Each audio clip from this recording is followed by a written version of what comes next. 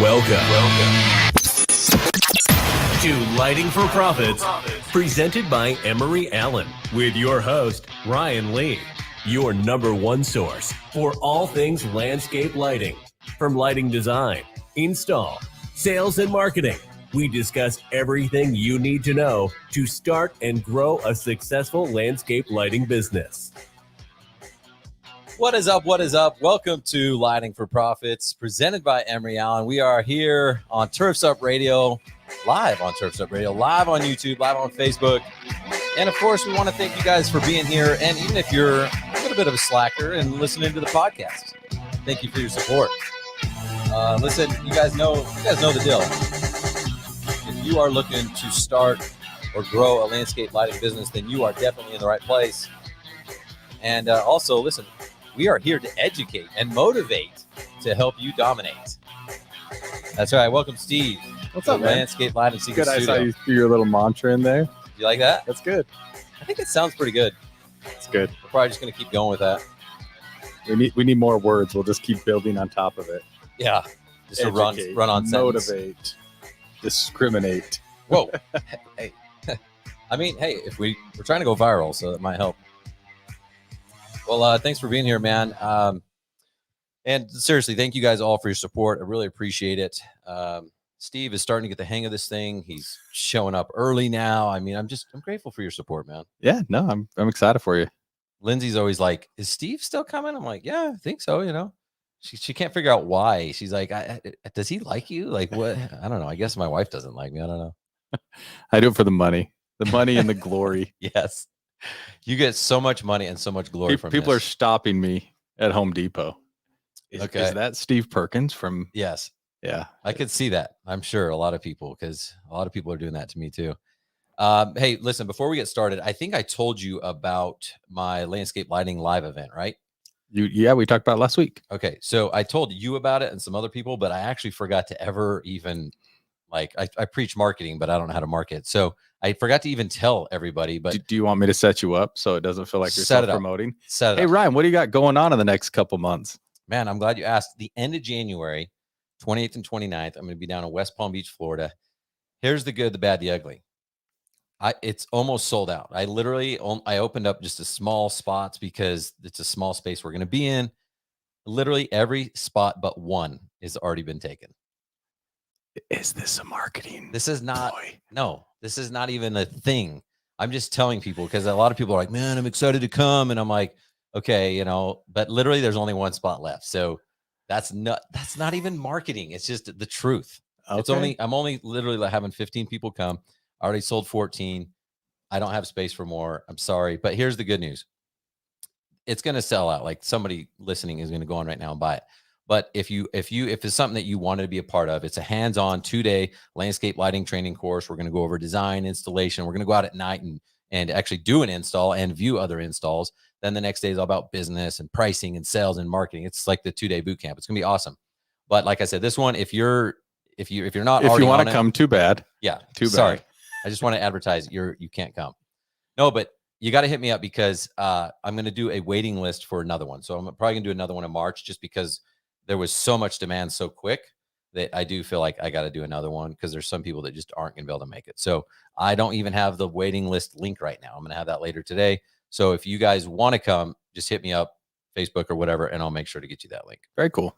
So That's awesome, man. yeah, it's good, bad, and a little bit ugly as well. So just wanted to get that out there because literally I keep forgetting. And like the show ends, I'm like, oh yeah, I probably should have mentioned that I'm doing stuff. But today is going to be awesome. Who do we have today?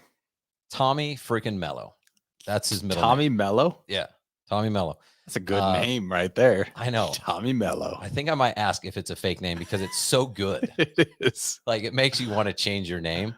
But no, seriously. So this guy, A1 Garage Door Service. He's an author. He's an entrepreneur. He's got his own podcast, coaching program, all this other stuff. We're going to talk about how he's still in the process, but I'm telling you what he is doing. He is killing it in the home service industry. He went from having a company that was $50,000 in debt to now, I want to find out the updated numbers, but it was 30 million, then 50 million, then 70 million. He's going to do something close to $100 million this year. Good for him, man. That's killing it. I mean, I'm giving myself the goosebumps. It's freaking insane. So that's well, first his name's Tommy Mello. So that's the first secret we're gonna, and then second that, yeah, I'm really anxious to talk to him, man. That's like a whole nother level. just garage doors. Garage doors. Yeah. Yeah, that's like that's FU money right there. And honestly, I don't know what the average ticket of garage doors. Maybe we'll talk about that. But with like landscape lighting, my average ticket was about $7,500. So I'm thinking, you know, it might be a little bit higher than what his average ticket is. I gotta think that. I can't think garage. Well, I guess everything's like 2-3 garage. I don't know. He's like king of upsells though. So $200 repair turns into like $1,000. Yeah, get out your notepads, man. I'll take some notes on this dude. I'm super stoked. I mean, I follow all his content and I read his book and I in all his Facebook group and stuff like that. So he's a total stud. If everyone could just take like 1/10 of what he's doing, their future self will thank them. So this is like you're like a little groupie. Yeah. It's probably going to come across like that. But I'm super stoked, obviously. And listen, the reason why I'm so excited about him, like all my guests, honestly, I've been like super grateful for, and they've all delivered massive, massive content. But I started this coaching program just almost a year and a half ago, not even quite. And the main reason I preach pricing and doubling your sales and getting more profits and all that stuff. But the main reason I do all that is for this thing called freedom. Yeah. And I don't think he has freedom yet because he's working his ass off, right? But he's going to be there. I mean, he's putting these people in place and stuff like that. And so I know when I started my business, I didn't even know that you could be an owner. I thought owner operator was the goal. So I was like, I already achieved my goal. But it was like super frustrating getting into it. And I was like, man, this sucks. Like I have to work like all the time. In fact, I work more hours now as a business owner than I did in my job that was cushy and a decent salary and commission and benefits and all that. So it was like, man, what's the point? And so I had this epiphany and I was like, man, I'm just self-employed. I'm not even an entrepreneur. I just work for myself. Like, that's not that cool, you know? And I had friends, maybe you, I don't know. Were you envious of me? Yeah, no, no, I did. Yeah. I mean, honestly, cause I've always worked for the man.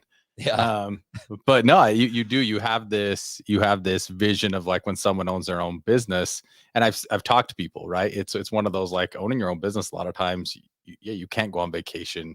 It's on you. The buck stops with you. And so I think it ends up putting a lot more where I could submit for PTO. I can take a week off. That's tough to do when you own your own business. So I think there is kind of that misconception of owning your own business means you have all the freedom to do what you want to do, when that's not necessarily the case unless you position yourself with employees and managers and things like that to be able to do so. That's exactly it, man. So that's what we're going to be talking about, because I had people like, oh, that's cool, you own your business. I'm like, it kind of sucks. Like, you've got a good thing going if you work for someone that's got Let's scratch off the motivate on your your mission statement. Owning your own business sucks. Well, for a lot of these guys, unfortunately, it still does. But no, it's true. So, but I remember I started that lighting business, and first I replaced myself as an installer, and that was awesome because Texas was effing hot. And I was like, I don't ever want to install lights ever. And then I replaced myself as in the office. I had someone answering the phones and scheduling jobs and ordering materials and doing all that stuff. And then I replaced myself as salesperson. And I was like, dude, now I can like go home at 3:00. I literally don't have to work till 10:00 tonight, you know? And so that freedom is something that everybody should taste. Everybody should have a part of. If you're going to take the risk and do all this hard work to become a business owner, like, you should have that as your goal. So that's really kind of what that's like kind of the whole theme of today, you know? That's good. That's good. So how envious of me were you back in the day? On a scale of 1 to 10, it was like a 2. Nice. That's actually higher than I thought. No, I mean, it's we've always talked about that. I think even when we were grunt workers and we first started our jobs out of college, we wanted to do something on our own. And I mean, you picked up, you moved your family, you went to Texas. I thought that was a bold move. Yeah, and it really wasn't all that it seemed. But honestly, yeah, I do take a lot from that, because there were a lot of risks that I took that, to me, they weren't sketch, because I felt like they were calculated risk. And I knew, like, okay, if this happens or if the business fails, I move back to Utah. Like, I had contingency plans, right? And too many people are afraid to take those risks. And it's like, I'm nothing special. I didn't, the only thing that I did different was took some risks, read some books, got some mentors, and applied what I learned. That's literally the only difference. So, yeah, man. Well, so what we're going to do, I've got a ton of questions for Tommy. So we're going to do this break a little bit early. We're going to do it right now. I can find the buttons. And then when we come back, let's get into it. Tommy Mello. So stick around, guys. When we come back, we're going to talk about how he is in the process of building, $1 billion company. Pretty sure that's his goal. That's massive. Yeah. Good for him. I'm excited. All right, guys, we'll be right back.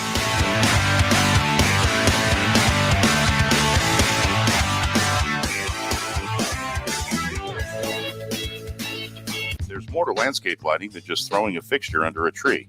The best display is one that was not only designed well, but also stands the test of time. High-quality fixtures and bulbs are key to long-term success and customer happiness. At Emery Allen, our focus is on creating only the highest performance landscape bulbs in the industry, with long-lasting components that don't degrade or flicker with age. Each bulb's appearance is always consistent throughout your lighting project. We offer a wide range of base types, beam spreads, and color choices that will fit your needs. To learn more, give us a call at 843-480-4473 or email us at info@emeryallen.com. Are you tired of working dawn to dusk 7 days a week and still struggling? Working hard isn't your issue. What you need to focus on is the business side of your business. That's where Profits Unlimited comes in. With our 42 years of experience in the industry, we have faced the challenges you are going through. We can help you with bidding, contracts, marketing, selling, and much more. Check us out at profitsrus.com. That's profitsareus.com when you are ready to earn what you deserve. And don't forget, tune into Profit Time at 10 to 11 a.m. Eastern Standard Time, Monday, Wednesday, and Friday. Remember, profit is not a dirty word. Hey, this is Jeff Hesser, senior contributor and co-host of the Weekend Review here on Turfs Up Radio. Can't make it to major green industry events, but want to stay connected? Don't worry, we have you covered. Be sure to download the Turfs Up Radio app or visit our website. We'll bring you the live coverage you need to keep you up to date with everything that happens in our industry. And to find out where we'll be next, simply visit greenindustryevents.com. That's greenindustryevents.com. And always remember, Turfs Up Radio, your industry, your station.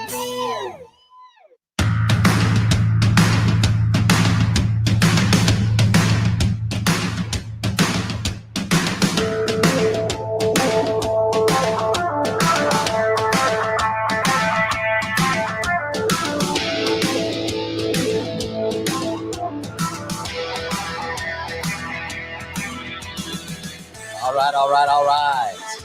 Welcome back to Lighting for Profits here on Turfs Up Radio. So let's do this. I want to give a proper introduction to this guy. Welcome here on the video. And guys, if you haven't gotten this book already, make sure you do get a copy. Home Service Millionaire. Tommy Mello is the owner and operator of A1 Garage Door Service, the host of Home Service Expert Podcast, the owner, partner, or investor in 14 other business ranging from Christmas lights to real estate to mobile apps. In 2010, Tommy became the sole owner and operator of single Phoenix-based garage door service business, which came with $50,000 in debt. Today, A1 Garage generates more than $30 million in annual revenue, and I want to get an update on that number. So welcome, Tommy Mello. How you doing, buddy? Great. Pleasure to be here. Very excited. Man, I'm so excited to do this. Been looking forward to it for a long time. Can you give us just right off the bat an update to that number? I know it's more than 30 million this year. So if everything goes right, we're getting ready. We're actually buying one of my best buddies and my largest competitor in the state of Arizona. And with his revenue, it's over 80. I fell short of my goal, but the problem is we have $15 million of doors sold, but they're not installed, and I'm not on cash. I'm on accrual. So, I've got big goals. Next year, we're going to do 151 million and buy 110 companies on top of it. So small goals, think smaller. Love it, man. I seriously admire you so much for doing that, thinking big, because you're aiming high and you're going to hit the target high. Let's go back in time. Did you grow up wanting to be a garage door repair guy? Yeah, every day I dreamt of no, I'm kidding.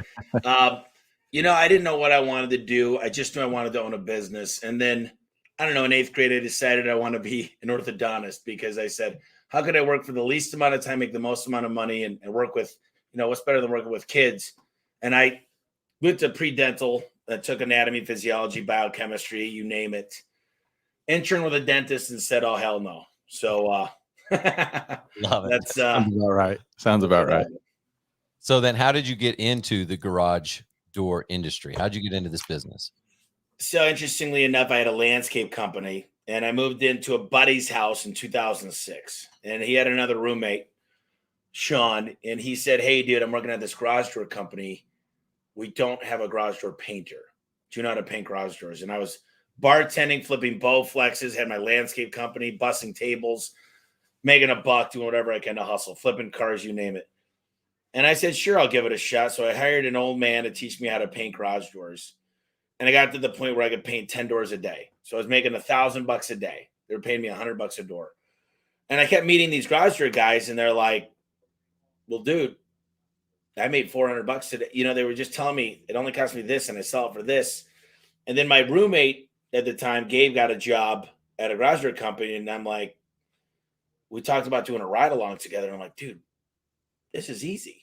You're making a lot of money, dude. And so we started our own business, and we were, what do? You think you know everything. You don't pay city taxes. We were best friends, roommates, we partied together, and business partners. And that gets difficult. The only thing we didn't do is sleep in the same bedroom, but we were around each other 24/7. And things just got tough. There was a little bit of animosity that built, because that's what happens with partnerships. I don't care if it's husband and wife, father and son, it just happens. And so we just decided to go our separate ways, but the company was never really profitable. We were making enough money to get by, pay rent, and go have fun. But in 2010, it was really it was time to become a big boy and work hard. And I didn't have a lot of money, so it was sweat equity. And I explained that to people. Unless you're going to take out an SBA loan, you're going to put in time, effort, and energy. There's not going to be, unless you have a money injection, it's called sweat equity. So that's what happened. So you get into that and you just start. I mean, did you have technicians at first, or were you doing it, or what did I worked in the business till 2013. I was the tech. I was also doing a lot more than that. In 2010, I started my master's program. And so the whole time in class, I'd be building backlinks, editing videos. I mean, I happened to sit at the table that it was all SEO guys. And I'd be like, oh, they're like, oh, did you hear about that backlink? Did you hear about that citation site? Oh, did you know you could do this on YouTube? And I'm like, I was all greasy and stuff. And I drove, they used to call it the rate van, a big right van that said A1 Garage. And it said, tune up, ? Noisy door, tune up. And man, I'll tell you this, the strength that I have is I'm the biggest failure in the room. I've made every freaking mistake you could think of. And people still think I'm nuts here. They're like, dude, what idea do you have now? And I'm like, it's probably a shitty one. I'm probably going to fail. Didn't mean to swear on the radio. But they said, you're probably wrong. And I said, good. I hope so. Because I know I'm that much closer to getting to the right answer. Not Einstein, but Edison said, if you fail, you'll never remember Michael Jordan for missing the final shot. You remember him for making it.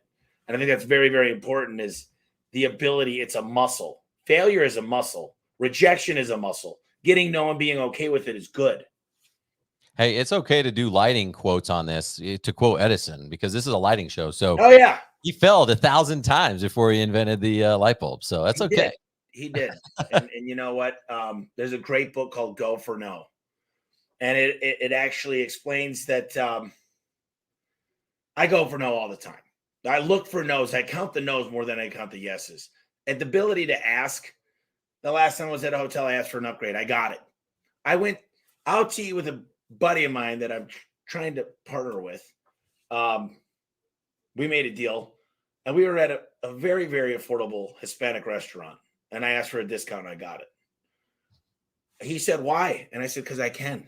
Yeah. People make fun of me for that stuff all the time. And it's true. Like my wife, same thing. She still makes fun of me. And I'm like, well, you just never know, because the worst case they can say is no, like you said. So that, like, you are, like, at least right now, my number one supreme leader in being an example of going from operator to owner. Why is it so important to think and act like an owner in business? Well, that started with the most important book in the world in business in 2008, a CPA who actually took me on. I was the smallest of 20 clients. The richest one was a billionaire at the time. And he said, I don't know why, kid, but I like you. But you got to go home and you got to read this book. It's called The E-Myth Revisited. Love it. And then I had Michael Gerber in here, but I said, okay, so I went home and read that. Then I read The Ultimate Sales Machine. Then I read The Richest Man in Babylon. And he kept handing me books. And I was like, the only book I had read at the time was like Lord of the Flies or something. So he's like handing me these books, and I just became an avid reader. And what I realized is, man, I'm so busy doing this stuff, and I was good at it. That's the problem. I was good at sales. I was good at running the jobs. And when you don't delegate properly, and you tend to say, man, I used to walk into work. There's 4 people smoking a cigarette. My mom's on the phone inside, burying herself with 2 headsets. She's trying to get, she's got a headset and she's got another phone. And man, the nights that she cried, and my stepdad's there helping me, and people quit. And I'm like, who would want to do this to themselves? And I'm like, I used to hate people. I used to say they'll never care. Like, who the hell are you? Well, you don't know what it's like. And then I started realizing, especially these last few years, is their dream is not my dream. Let's help them accomplish their dreams. Let's really make this a place. Let me focus on my strengths and hire around my weaknesses. Let me build accountability. Right here, there happens to be manuals. This is 5 of 35. I think there's a little bit more than that. This is the technician manual. Let's see here. Your transportation, your required meetings, the time off, what you do for time off, absentee policy. There's pages and pages that teach people how to play the game in my company now. And here's the deal about this business. I've got a lot of coworkers. I don't consider myself, I don't say, hey, my employees. I say the people I get to fortunately to work with. And then I figure out what their goals are. Every single one of my employees, I want to become a homeowner. I want them to have a 750 or better credit score. I want them to have multi-investments, invest in things that accumulate wealth, not things that lose wealth, like cars and snowmobiles and RVs. I actually want them to invest in things that accumulate wealth. And I'm selfish in the way that I tell people, I want you to win when you work with me. I want to be part of your success. We talk a lot about that, but I got to tell you this. So many people are a slave to their business. They think they're the only ones, and they say, F my people. They don't listen to me. They're not good. And I say, man, you are such a horrible leader. You're blaming everybody else, but look in the mirror. But I was that guy. So don't feel bad if you're out there like that. Well, it's interesting because I'm the same way, Tommy. I look back, I'm like, gosh, I was a terrible manager because I thought that everyone was working toward my goal. It's like, no, the more you learn about culture, about safety, vulnerability, and purpose. And what you just nailed down was, what is their purpose? Like, okay, let's help them get to that higher credit score that can help them later on in life and help them get that house and get some assets that can start making them some money. So, and you see that it's working because anyone who follows you, just go on your Facebook or whatever. I mean, those training rooms that you've got as you go into these new markets, they're filling up, and people, your brand is just like starting to steamroll, and people are going to be like, they're going to just quit other industries to come work for you because of that culture that you're building. So bravo to you, man. Well, that's not me. I've got a dream and I'm a visionary. I've got a great book called Rocket Fuel with Mark Winters and Gino Wickman. And it explains, I am so far over in the visionary. I'm a 10 out of 10. If there's 100 points, if there's 100, I'm 100. And an integrator, I'm not an integrator. So I was very, very weak until I found somebody that could be the integrator, the VI relationship. And it explains Walt Disney and Roy Disney. Walt Disney had a dream. He made the deals happen. He was a visionary. He was smiling. He was passionate. He was motivating. Roy knew it was in the bank account. Roy met everybody on the construction site at Disney World, Disneyland. Roy knew how to manage people. So the operator is typically the integrator. The visionary is the guy. I'm sitting here, and I know exactly how it's going to happen. I know exactly how to get to $1 billion. And $1 billion is just the beginning. I think we'll get to 50 billion. Yeah. Well, the dream has changed a little bit because it used to be 100 million. And then I wrote down $1 billion on the whiteboard right there. Then I wrote a line like this down, and I said, year one, all right, how do I get to $1 billion? At $500,000 per tech, I need 2,000 techs. How do I get to 2,000 techs in 5 years? Then I reverse engineered how to do that. I needed a training center, recruiters, dispatchers. I needed to build this, so I knew where to start from day one. And the deal is not start tomorrow, not start next month, not start, oh, it's Christmas, we'll start next month. I hear everybody tell everybody that on their diet when they're fat. Yeah. I say, what can I do today to get going? Sorry, chubby people. Listen, I got a little winter weight going on too. But I live in Arizona. Sorry, people. So hold on real quick. How do you do that, Tommy? Because I'm the same way. I'm a big time visionary, not as solid at the integrator stuff, but you operated for years as in the improper role, and some of us can't afford to just hire a CEO or hire to do this stuff. What tips can you give people? Like, is there certain steps where you're like, these top 3 things I did, or anything like that you can share? Well, number one, I read Al Levy's book a lot, and I'm a big fan of the 7 Power Contractor. So here's the deal. You got to figure out your purpose and a business plan. You need to build an org chart. You need to get your manuals. Have a foundation and an organization, how it's going to come. Then you need to, because here's the deal. The manuals are a playbook. You know, when I was in 6th, 7th, and 8th grade, and then I had a football coach in middle school. His name was Mr. Dollinar. And for every Friday, we got a pink sheet, a green sheet, a blue sheet, different color sheets, and we learned how to play the game. So basketball, we learned what a free point was. We learned it's called a field goal. We learned a 3-point shot. We learned how the 4 periods worked, offsides. We learned the whole game. That's your manual. The scoreboard are your KPIs. They tell us how we're doing within the game. So when we learn that process, that's how you get the foundation started. Then you build the org chart. How does my company look, right? So you got to figure out, how does my company look? And then you got to put yourself in all those roles. And then you got to look at your day. Now you take out a schedule, right? You got a little schedule like this, and you write down every single time you get interrupted. Boom. What did I get interrupted with? What phone call came in? Blah, blah, blah, blah, blah. Then you circle the ones that you hate. Ah! And then you go like this. Who can I hire right away to handle all this crap? This is $15, $20 an hour stuff. Let me get a personal assistant that can handle this stuff and really delegate properly, build the steps of delegation, build the manual so they can handle this stuff. Because I make a lot of money per hour. Last year, I don't want to tell you guys per hour, but I got to realize now I don't do anything I don't want to do. My best time is making relationships, setting up big deals, building passion within the company, motivating people. But you keep a notebook all the times you get interrupted. And here's the deal. Some people love accounting.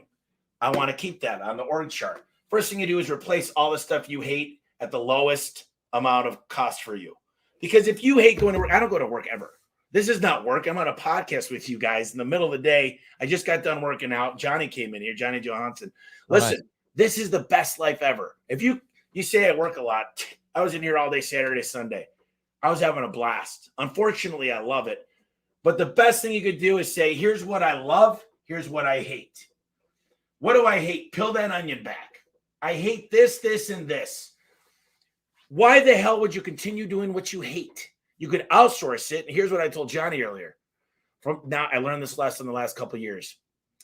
Hire a $400,000 CPA, but at 10%, 4 hours a week. It costs you $40,000. Get that $40,000 person to come in for 4 hours, and they'll light you up with the exact process. They make $400,000 a year. They're going to give you the exact recipe of success. They're going to teach you exactly what apps to download to control your finances, Expensify. They're going to show you where the right chart of accounts. You get that $100,000 person, they don't know what the hell they're doing. I mean, $100,000 is a lot of money. They're going, I can't afford even that. You could afford $40,000 as a coach, as a mentor, to come in and spend 4 hours a week with you. Pull somebody out of retirement. Go ask somebody. I get really passionate. I'm excited. I love it, man. I'm just letting you go. It's great advice. So I love it. I can go. I told you I just did 3.5 hours. Yeah. Everybody's taking pee breaks. I'm like, I'll come back. I had a question. When you were showing that manual, super detailed. That's 1 of 5, I think you said. How often are you going over the playbook and showing these people that all the answers are there? You don't have to come chase down and ask questions that already have been answered. So we try to read a page or 2 of the manual each week with each department. We go through it, but there's certain ones that come back to. So we're having an issue within the business. We read that part of the manual. And the trick is you always go back to the manual. And sometimes you got to add to the manual. You got to say, that's a great question. I keep getting it a lot. The definition of insanity is you answering the same damn question all day, every day. Now we make videos. Adam's in there probably right now making a video. And I got to tell you this. It's so much easier when you go, I would go look at page 37 on your manual if you wanted to ask me that. Oh, knuckle tattoos? Yeah, those are not allowed. Oh, awesome, man. Well, before we take a quick break, when you're doing the videos, how are you going to do that? Are you doing Google Drive? Are you using some type of software? How will people be able to search and watch those videos? Well, we got an LMS on the back end of the website, but the fact is this: videos. We actually built a library in a Service Titan, and then we use Absorb. But there's a lot of answers you can do, and you can transpose those videos, and you could use those videos for marketing. I want to tell you guys about something cool after the break that we're working on. All right. Well, hold that thought, and when we come right back, we're going to find out whatever's Tommy's working on. It's got to be cool. All right, guys, we'll be right back in just a couple of minutes, so stick around.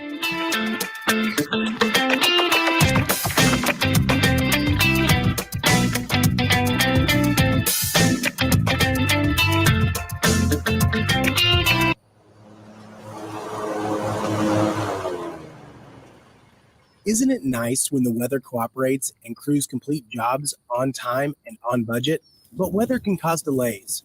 And with paper route sheets, jobs get lost in the shuffle. That's why you need Aspire Crew Control scheduling software, an easy-to-use, flexible, and affordable solution that allows you to shift schedules with a single click. Try Aspire Crew Control for free at aspirecrewcontrol.com. Hey, everybody, it's Brooke Ford, host of The Green Veteran here on Turf's Up Radio. Be sure to check me out every Saturday morning at 11 a.m. Eastern. You're going to hear some great one-on-one interviews with green industry professionals. We're going to talk about best business practices, highlight innovative products, and also provide some insight into some new emerging technologies in the field. That's The Green Veteran, airing each Saturday at 11 a.m. Eastern. And remember, Turf's Up Radio, your industry, your station. Are you a military family with a spouse on deployment away from home? Did you know that nonprofit Project Evergreen has thousands of volunteers across the country ready to help military families with lawn, landscape, and snow removal services? We call it Green Care and Snow Care for troops. If you are a military family and would like to receive this free service, or if you'd like to volunteer to help, visit projectevergreen.org. Project Evergreen, creating a greener, healthier, cooler Earth, 1 yard at a time.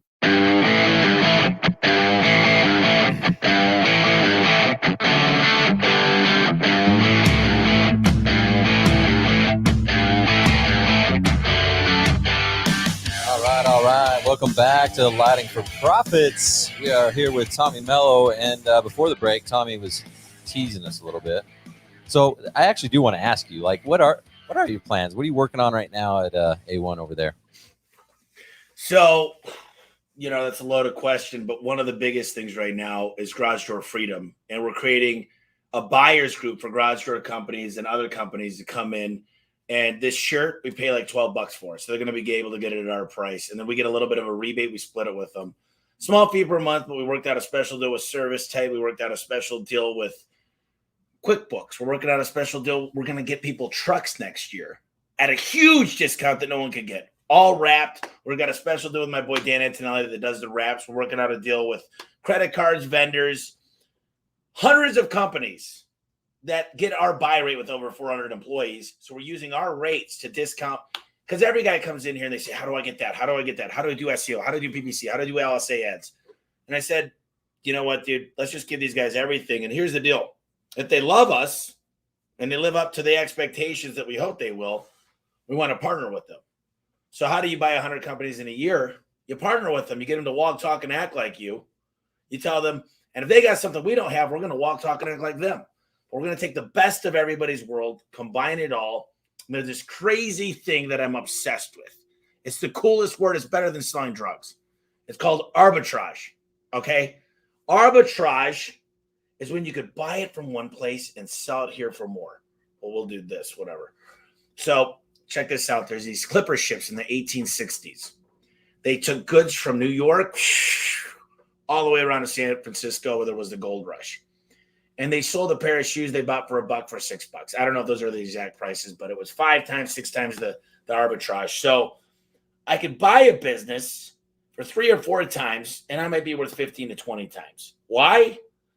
Because of cash flow, because of I'm not going anywhere. Even if I were to step out of the business, Adam were to step out, Luke, Brian, the business still functions, because at a certain size, it just keeps going. There's certain processes built in Because right now, without me, these guys, we don't miss a beat. We don't miss the numbers, but they will not get near the size of what we're going to build without me.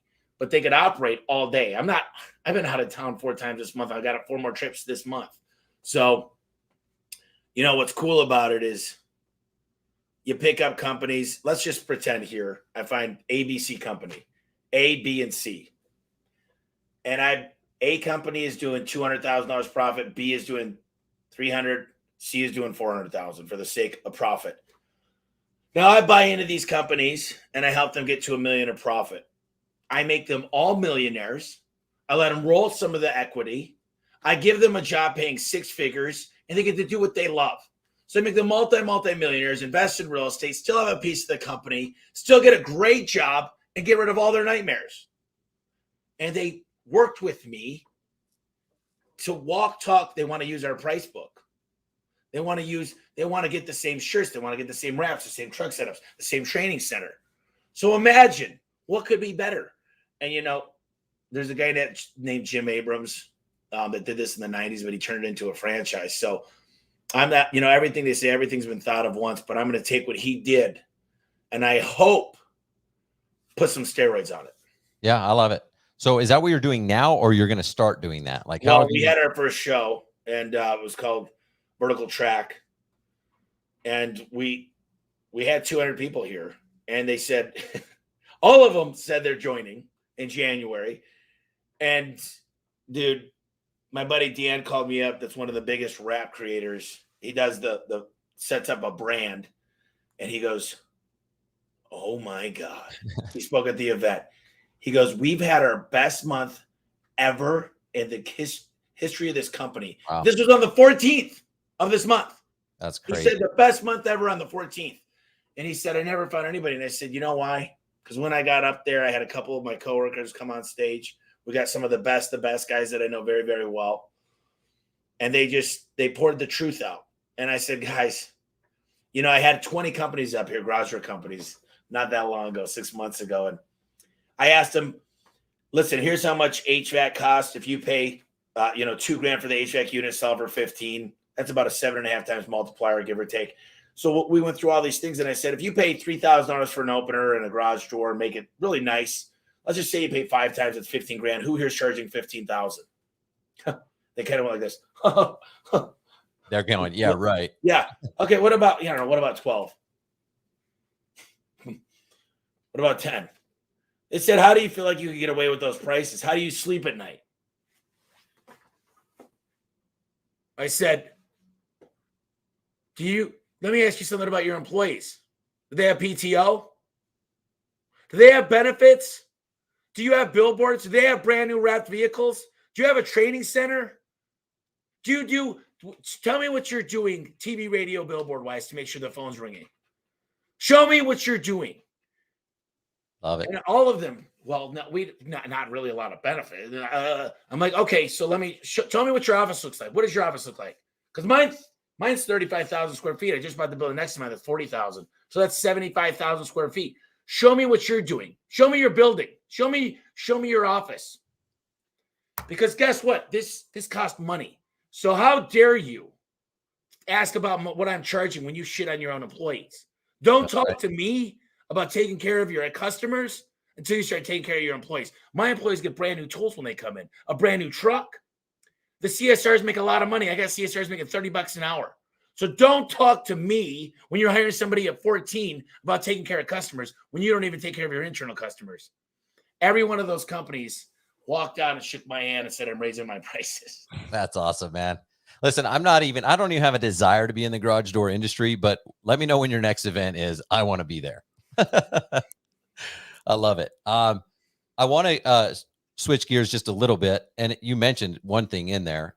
We talk about employees. Everyone's complaining all the time. Well, you can't. It's hard to find good people. They whine about this and that. And one of the solutions is raise your prices, because then you can afford people that want to work for you. But most people are afraid to hold those employees accountable because they tell me they're afraid of losing them. Right? They didn't start holding them accountable, so now it's harder to start now. How do you hold employees accountable?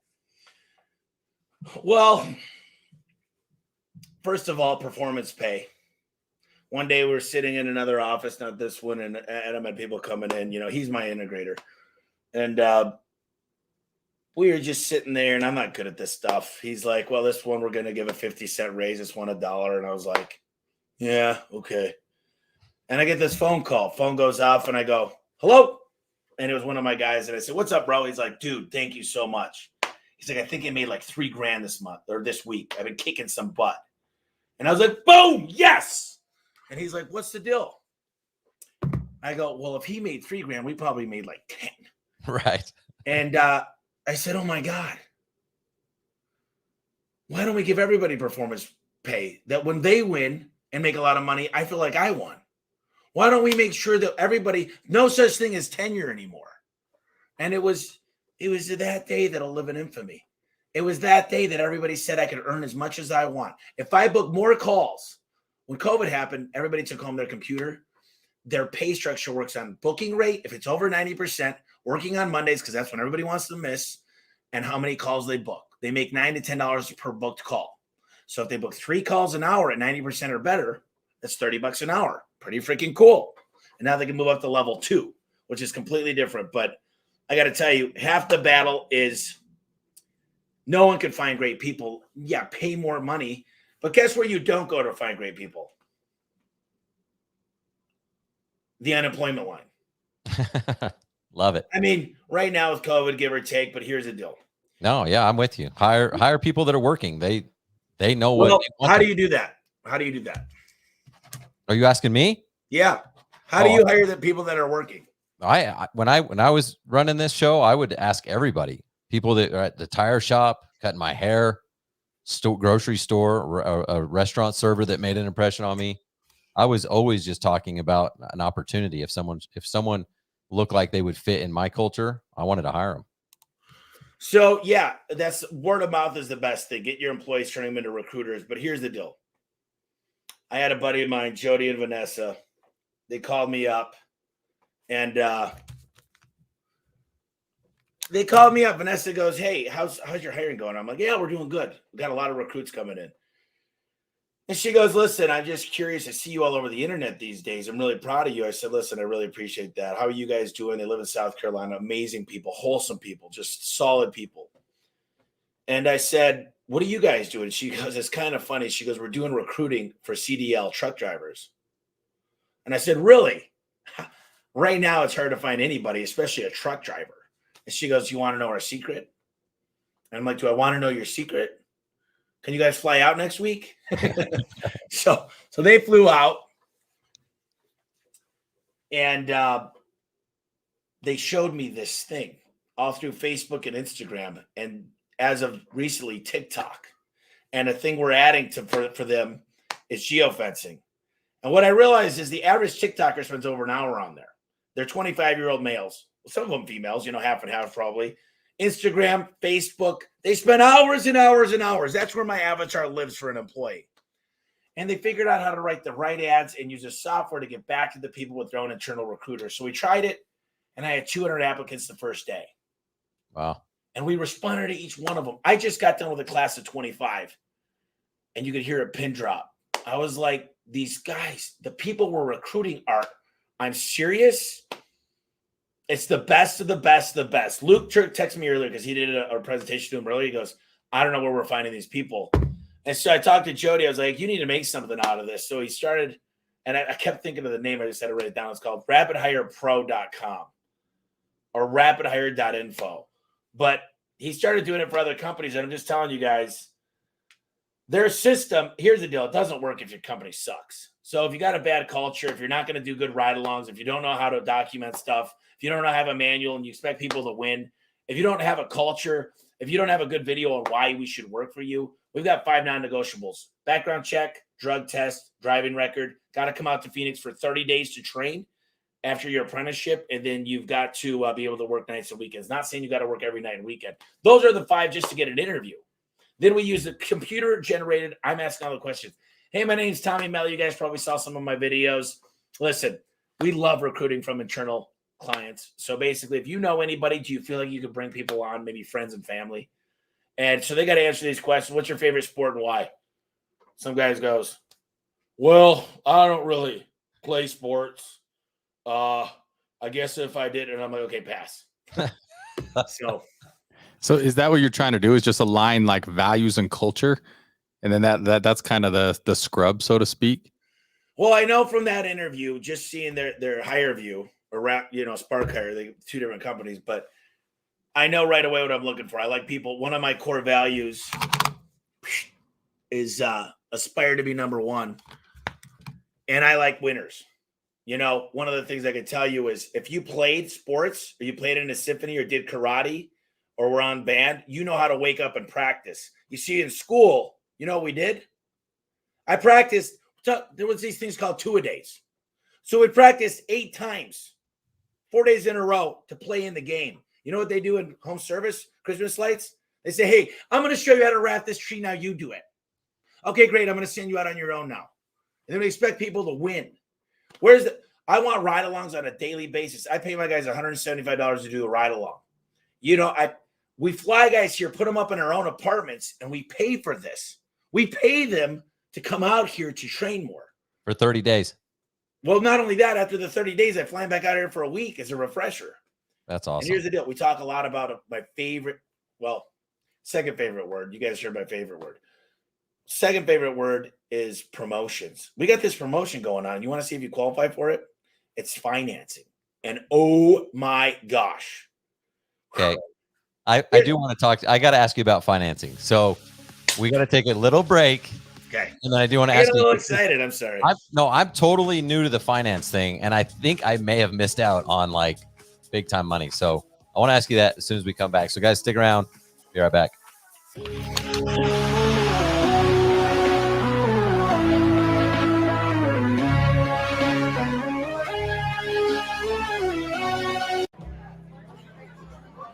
Hey everybody, this is Hecubus from the Nightcap. I'm just sitting here relaxing in the vault with my friends and a tasty, tasty pint. You should stop by and listen in sometime. I'm here every Monday through Friday, 8 to 10 p.m. Eastern, live only on Turf's Up Radio. Your industry, your station.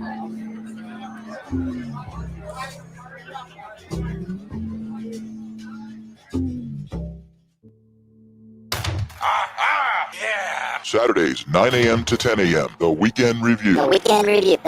Join King Darren and all of your favorite Turf's Up radio hosts, including Hecubus, Eric, the Turf Teacher Jones, Brian. My name is not Brian. Ryan Lee, Wayne, the Prophet Bowles. One opportunity. His son, Daniel. Ford, the Green Veteran, Giddy Up, and many more. Join us live as we unpack the week and share what you may have missed live on Turf's Up Radio. That's the Weekend Review, Saturdays, 9 to 10 a.m. Eastern, right here on Turf's Up Radio. Your industry, your station. Yeah! Oh, yeah. Attention all pros. When you leave a deal with your clients, don't leave money on the table. Join Turf's Up Nation today and partner with pros all across the country who can help you make more money for your services that are related to your project. Landscapers need plumbers, and pool installers need hardscapers, and every combination in between. Turf's Up Nation is free. Your information is secure, and you'll be connected with other pros in the industry who want to do business with you.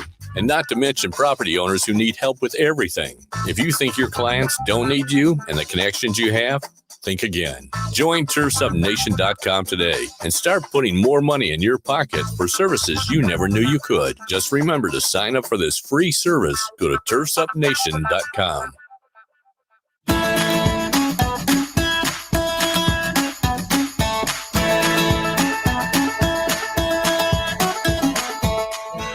All right. Welcome back to Lighting for Profits. Tommy, before the break, you brought up financing, and I'm glad you did because it wasn't even on my question list. But I feel like I saw somewhere or heard somewhere, I feel like you give an incentive to your techs if they can get people to finance. Is that right? Well, financing works weird. There's usually a dealer price, but we talk about financing. See, there's a thing I learned. People, they buy the things they need, and they finance the things they want. Let's say that together. They buy the things they need, and they finance the things they want. I did that with my my guys today. Yes. And I got this guy that came in and spoke at my vertical track event, and his name's Darius Livers. And the dude came up on the Service Titan stage 4 years ago and just lit it up. So I said, dude, will you come out to Phoenix, fly out here? He goes, well, do they have casinos? I said, yeah. He goes, then I want to go. So I got some slides up here. Number one, he said, the Bank of America said that the home service industry is $767 billion a year. Number one. Number two, he said, never, ever, ever use the word thousand. He said, if the bill is 7,463, say 7,463, or just say 75. That's 7,500. And never, he doesn't like the word 100 either. And it's very powerful because you go, it's like my guy today. He goes, yeah, I told the customer the other day it was 16. What are we talking about here? About 16? That's 16 grand, 16 grandish. Yeah. Even grand. $16,222. Oh man. Whoa.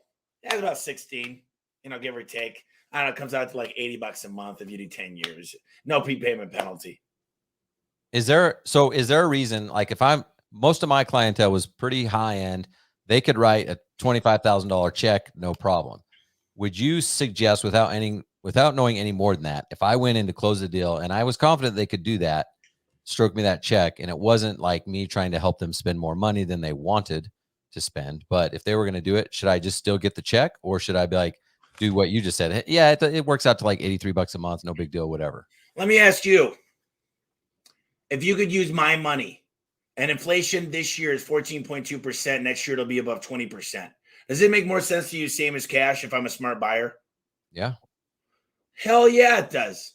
Anybody that doesn't take advantage of free money today is a stupid. The smartest clients, there's three types of buyers. There's low interest, low payment, and no interest.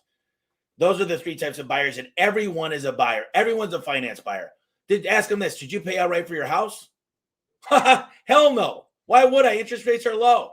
Exactly. So I think we should do this. And guess what? They'll spend a lot more money when they don't see it come out of their checking account. I promise you that. Usually 40% more. And here's why. Let me just explain something to you. There's some reasons why people don't buy financing. Does it look like I need financing? You got any food stamps while you're at it? Look at me. I'm fine. I don't need financing. Don't insult me like that. Number two, well, it's pride. I don't need your money. Number three, and I'm looking, this is Darius' stuff. So Darius, thank you. I'm cheating, but I gave you credit. So this is. Thank you, Darius. Cash is king. I know that if I pay cash, I get a better deal. Next one is condition and response. No. I don't need that. So when you go shopping, do you need it? No. I don't need. Hey, can I help you with anything? Nope. I'm fine. I'm just browsing. No, the next one is previous experience. Shit. Sorry. I had an experience where I needed to go back to Michigan. It was 2002. I took my grandma's card. I took it to a cash loan because she gave it to me right before she died. And I got $2,000 back. It took me 3 years to pay that darn thing back. Bad interest rates, bad experience, tough stuff. Or I just don't like interest rates. Now, here's the deal. Here's why you don't sell it. Here's why you will not sell it. You, the company, whether it's the employee, the owner, the mindset. If they needed financing, they would have asked for it. I wouldn't use financing. Why would my customer?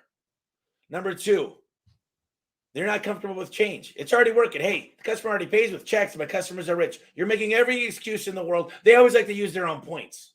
Yep. They put it with points. They'd rather have the points. Number three, it's complicated. Shoot, 9.99%, 20-year, blah, blah, blah, blah, blah. The CRM will automatically do it. And number four, this is a big one. A confused mind says no. So what do we got to do? We got to practice, and say, listen, my mom just got her lights done. She gets a little bit better rate than you, to be honest. But here's the thing. She could use it.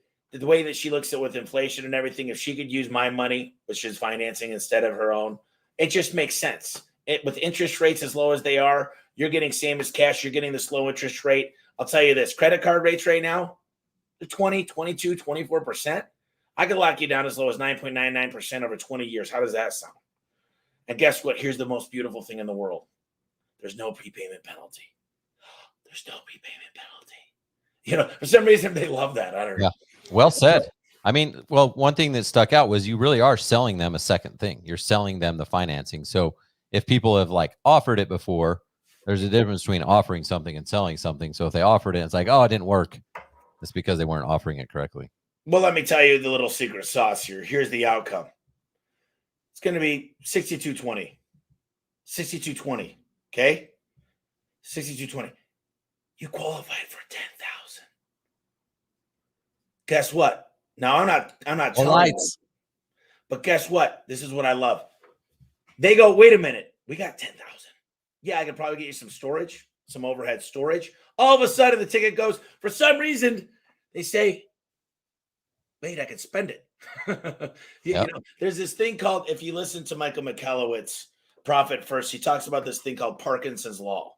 Parkinson's Law, if it's in our account, we'll spend it. If we got the room, we'll use it. There's the best example. If you guys ever ran out of toothpaste and all of a sudden you're like, you roll that thing up and you get 3 extra days out of it. Yeah. That's like a bank account. It's right before payday, 3 days before you're eating Campbell soup. The paycheck comes as filet mignon and wine for the wife, right? Flowers, everything.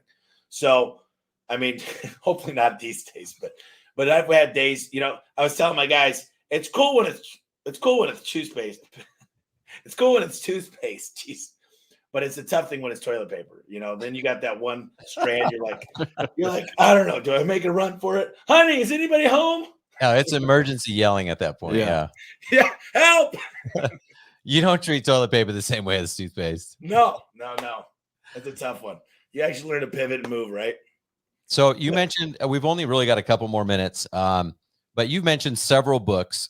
I know you're always saying leaders or readers. If you had to pick top 2 or 3 today, what would you recommend besides your own? Okay. I really, really like Marcus Sheridan. They Ask, You Answer. And there's another book he came out with called The Visual Sale. And I like this certain thing because we built a buyer's guide. And I just want to go through this real quick because I think it's so important. And with a buyer's guide that lives on the back of your website, that'll tell people, here's how you present it. You give them the FAQs about everything. And it tells you where the person visited their pages.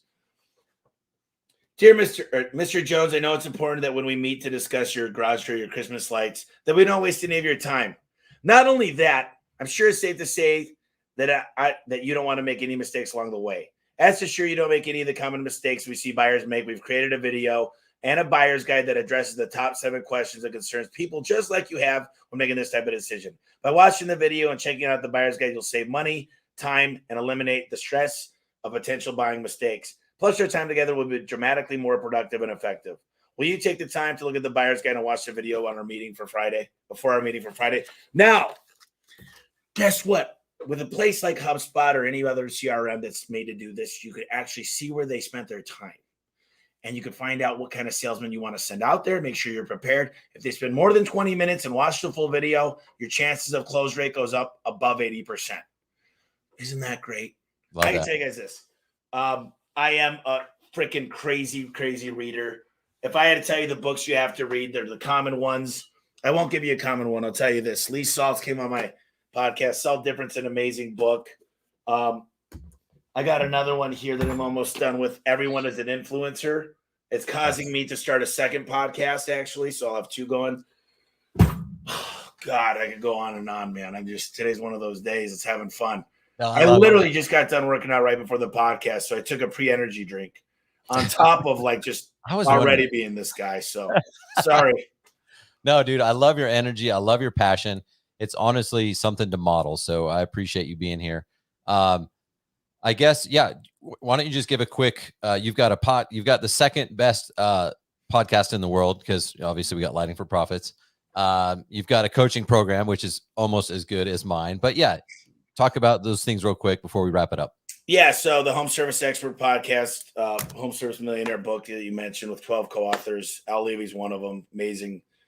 Big fan of his. So the deal is, my coaching program is molding into a little bit more of an accountability program. I want people to take advantage of the places that I get, whether it be shirts, steel-toed boots, tools, whether it's the way I pay less than everybody for trucks, for insurance, for workman's comp. So I said, why don't I invite everybody into the same things that I spent years and have a more buying power to use? And then why don't I make them accountable? Like, here's the thing. When I look at KPIs, I'm like, show me your call tracking. What's your booking rate? I can tell you everything about your company through this. What's your revenue that you're going to do? What's your average ticket? What's your conversion rate face-to-face? What's your booking rate? And what does it cost you to acquire a customer? Then I'll dig into those, give you all the tools. Now I can actually coach you, because otherwise I'm just coaching you through your divorce and everything else and being a better father. That's great. You can go find a life coach for that. I'm here to make you money. So I need to get you on the right tools, the right processes. And so my system is going to be more about accountability and using the right systems, processes, buying the right products. And so that's why don't get me wrong, but I can't talk to people all day about, don't talk to me about your booking rate unless you have the facts, because everybody has these gray areas and they say, me and my wife book everything. We're so good at it. We're probably like 120%. I'm like, do you have any facts or a system whatsoever? And it's so hard when you're at 100 million to talk to people like that. And I was nothing. So it's not like I'm like this badass. The way that I feel is just, I tend to hang out with guys that are doing over $1 billion, at least 500 million. I go visit shops at least once a month. And when I see these guys, I'm like, I need to be around that, because that's what I want to compete with Elon. I'll be honest. That's the truth now. Before it was just 100 million, then it was $1 billion. Now I'm like, who can I go after a little bit bigger? Love it. Dude, so awesome to have you here. Seriously, appreciate your time. Appreciate all your information you shared with us. And I'm going to go back and watch it again myself.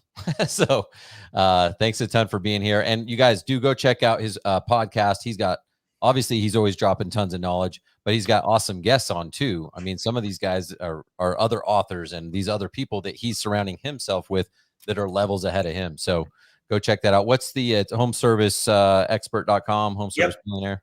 Homeservicemillionaire.com/free. You'll get it's like $8. You get a copy of the book. It's hard covered, and that's what it cost me. I actually lose $1 on that. So great book. /free. It's worth it, I think, for me to lose $1. Yeah. All right, man. Well, thanks so much for being here, guys. Thanks for being part of this, and thank you to Tommy. Thanks for being here, man. Thanks, guys. Really appreciate it. I had a blast. Cody actually loves us. He's a good buddy of mine. Yeah, I'm glad he was here participating with us. So, all right, guys, you guys have a great week, and we'll see you next week here on Lighting for Profits.